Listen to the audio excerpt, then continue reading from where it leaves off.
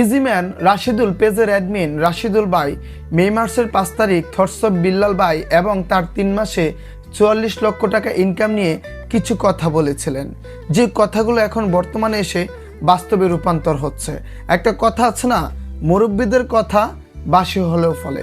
চলেন রাশিদুল ভাই thoughts of Billal ভাই এবং তার 44 লক্ষ টাকা ইনকাম নিয়ে কি বলেছিল আমরা শুনে আসি। অনুপ্রেরণার আরেক নাম থটস অফ বিল্লাল ভাই 3 মাসে করেছে 45 লাখ টাকা কামাই। কি অবাক হচ্ছেন?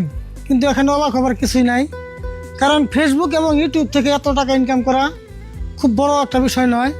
কারণ যারা বড় বড় ক্রিয়েটর আছে তারা এর থেকেও কি জানি অনেক বেশি টাকা ইনকাম করেছে, কিন্তু থটস অফ বিল্লাল এগুলো সোশ্যাল মিডিয়াতে বলেছে, অন্য কেউ কিন্তু বলে নাই। থটস অফ বিল্লাল ভাই খুব ভালো মানের একটা ক্রিয়েটর, এতে কোনো সন্দেহ নাই, কারণ তার অনেক ট্যালেন্ট আছে।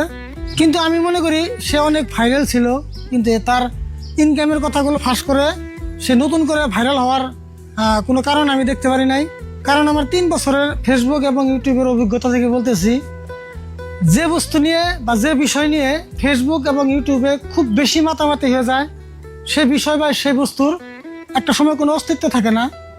এটা একদম বাস্তব কথা। তো থটস অফ বিল্লাল ভাই, আপনি আমার কথা কিছু মনে করবেন না।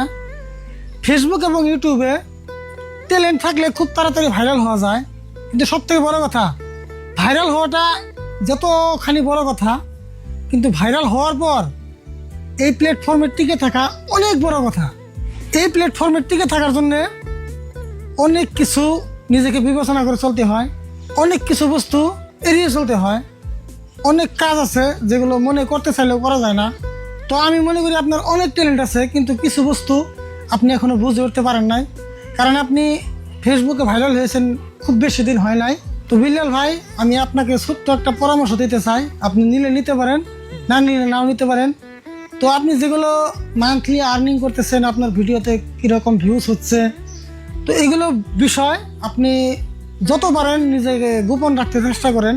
আর আপনি আপনার কাজে গুরুত্ব বেশি দেন, যাতে আপনি চেষ্টা করেন আপনার ভিডিওতে এই মাসে সাপোজ 10 মিলিয়ন ভিউ হয়েছে, তো সামনের মাসে তার থেকে যাতে বেশি হয় সেই চেষ্টাগুলো আপনি করেন। আপনার কন্টেন্টের উপরে আপনি নজর দেন, কারণ আপনাকে নিয়ে যত বাড়াবাড়ি হয়ে যাবে আপনার ততই ক্ষতি হবে একটা সময়। তো এখন কি জানি আপনি সেটা বুঝতেছেন না। আপনার ভিডিওগুলো, আপনার রিলসগুলো অনেক উন্নত মানের, তো আপনার রিলসগুলো আমি দেখি, খুব ভালো লাগে।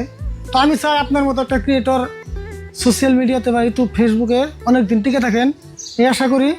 তো ভাই, শেষ কথা বলি, আপনি আমার কথা কিছু মনে করবেন না। ধন্যবাদ।